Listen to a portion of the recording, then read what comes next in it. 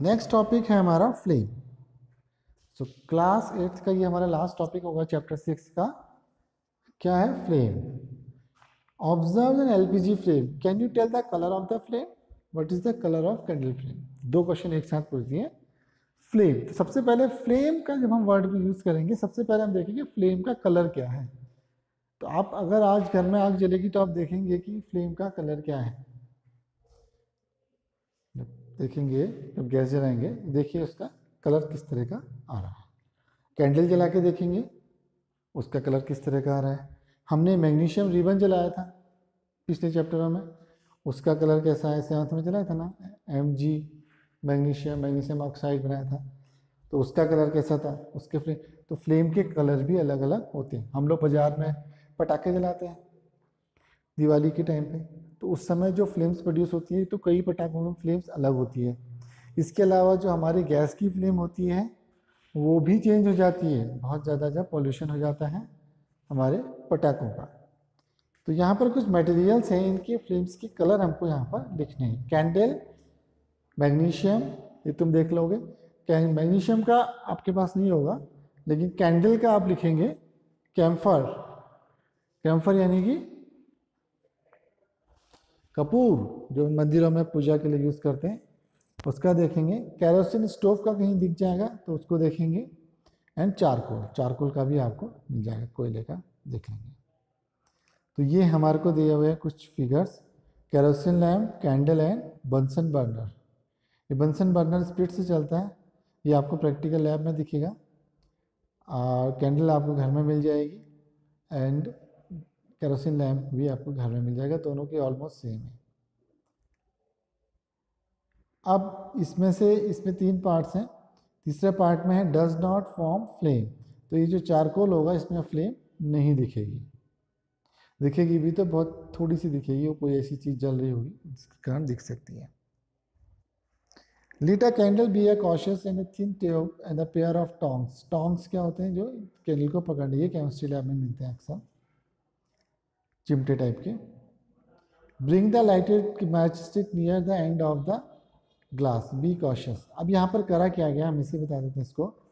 ये हमने एक ग्लास ट्यूब ली है, बीच से पकड़ा हुआ है, एक सिरा इसका हमने कैंडल फ्लेम के अंदर डाला हुआ है, बीच में देखेंगे, ध्यान देंगे ये वाला हिस्सा, ये हिस्सा हमने कहाँ पे डाला हुआ है? कैंडल फ्लेम के सेंटर में डाला हुआ है, और ये हिस्सा हमने कॉर्नर पे डाला हुआ है। ये कॉर्नर को जला रहे हैं, बिल्कुल एज से, फ्लेम के एज से, edge of flame, EDG, edge of flame. ये एज ऑफ फ्लेम में है और ये क्या? Inside the flame. तो दोनों में डिफरेंस समझेंगे। The substance which vaporise during burning gives flame. For example kerosene, एक मिनट रुक जाओ, यहाँ पर इसने कुछ गड़बड़ कर दिया है। द वैक्स, और इस जो कैंडल है इसमें हमने वैक्स लगा दिया, वैक्स, ठीक है, वैक्स यानी कि मोम लगा दिया। तो हमको देखना है, ये ऑब्जर्व क्या करना है हमें? ऑब्जर्व ये करना है कि कौन सा पार्ट जल्दी जला। Do you see? Flame catches at the end of the glass tube after a while. If so, what you have noticed? Notice that the wax near the heated wicks melts quickly. ऐसा क्यों हुआ? आगे हम देखेंगे। The substance which vaporizes during burning gives flame. तो ये पहली condition flame की, ये बहुत इंपॉर्टेंट है। The substance which vaporizes during burning gives flame. Vaporize माने जो वेपर्स में कन्वर्ट हो जाता है, वह सब्सटेंस जो जलते समय वेपर्स बनाता है वो हमको फ्लेम देगा, बाकी सब्सटेंस हमको फ्लेम नहीं देंगे। जैसे for example kerosene oil, molten wax rise through the wicks and are vaporised. जो वेपर्स में कन्वर्ट होते हैं वो फ्लेम प्रोड्यूस करते हैं। चारकोल वेपोराइज नहीं होता है। Charcoal on the other hand does not vaporise, does not produce a flame.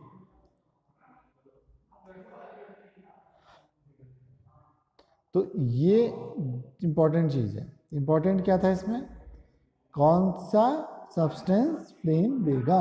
जो सब्सटेंस वेपराइज हो जाते हैं वो सब्सटेंस फ्लेम देते हैं। अब आते हैं यहाँ पर when a candle makes a steady, when the candle flame is steady, introduce a clean glass plate, slide into the luminous zone of the flame.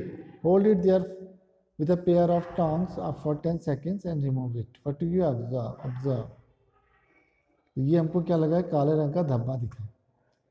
ये हमने एक टोंग की सहायता से एक प्लेट लिया और प्लेट को इसके ऊपर रखा। कहाँ पर रखा? ल्यूमिनस जोन पे। ये वाला बाहर वाला जोन कहलाता है ल्यूमिनस जोन। तो ल्यूमिनस जोन पे रखा, हमको क्या हमारा ऑब्जर्वेशन था? तो हमारे को क्या दिखा? Dark black ring. ये देखिए, देखिए आगे क्या लिखा हुआ है, सर्कुलर ब्लैकिश रिंग। इसका मतलब क्या हो गया? Deposits of unburn carbon dioxide. तो ये क्या जमा होता है? कार्बन। हमें मालूम ही है, अगर हम आग में खाना बनाते हैं तो क्या हो जाता है?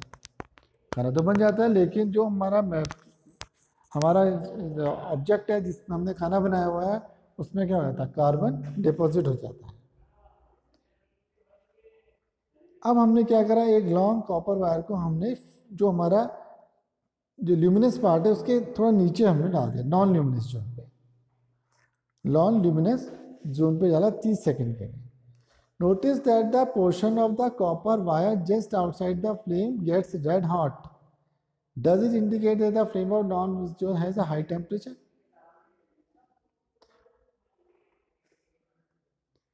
तो नॉन ल्यूमिनस जोन है और एक ल्यूमिनस जोन है। तो दो तरह के जोन्स हैं जिनका टेम्परेचर क्या होता है? अलग अलग होता है। तो किस तरह से इनके टेम्परेचर वेरी करते हैं, ये हमको इस कैंडल से समझना है। और एक चीज़ और समझनी है कि इस कैंडल को हमको अपने टेक्स्ट बुक में बनाना है। सबसे बाहर वाला part, outer zone of complete combustion, this is called blue zone. इसका कलर मोस्टली ब्लू होता है and it is the hottest part. Middle zone of partial combustion, that is called yellow zone.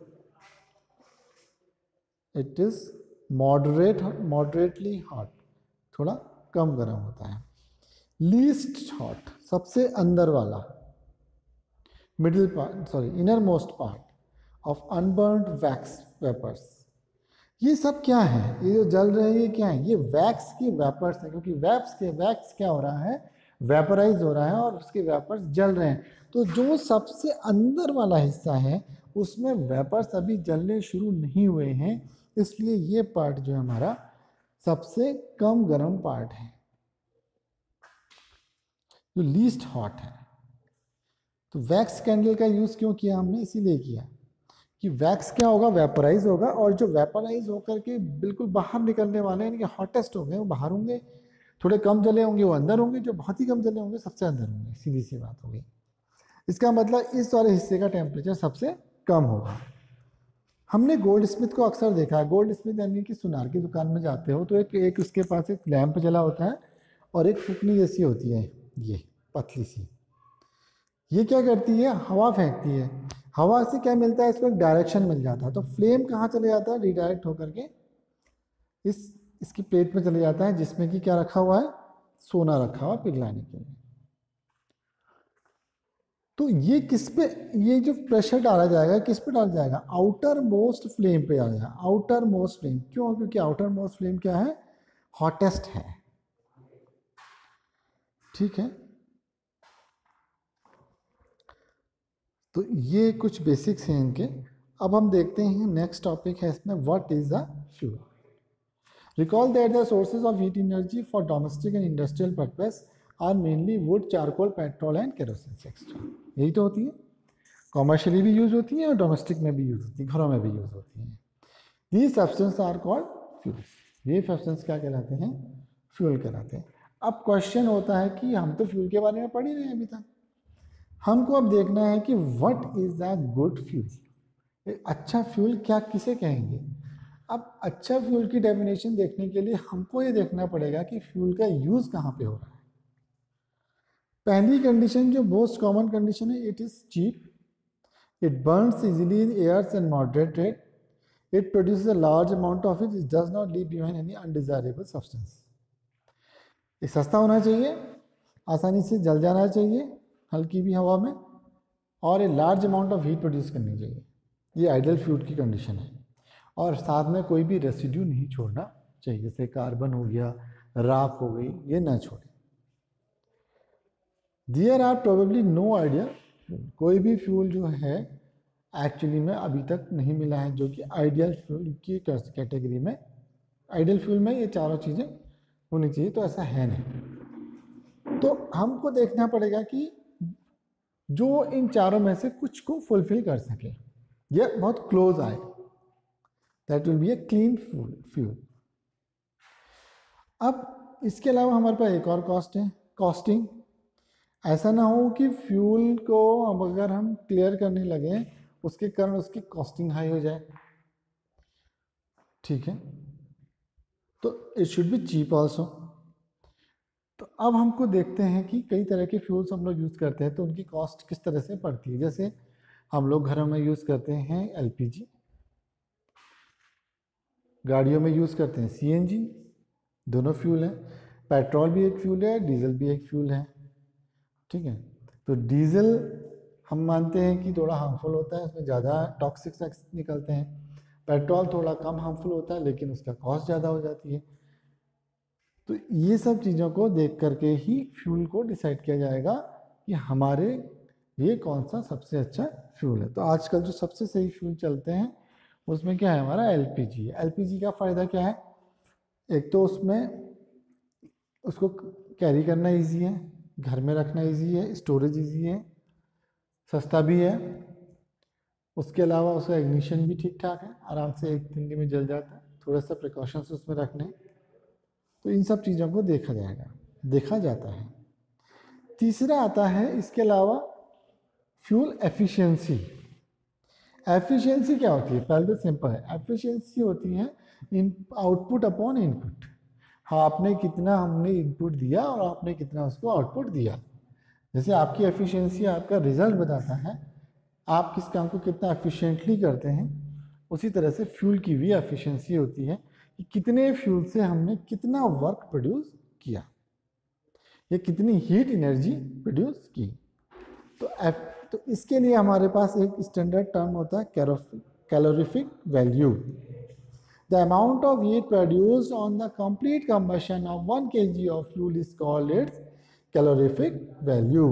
The calorific value of the fuel is expressed in kilojoule per kg.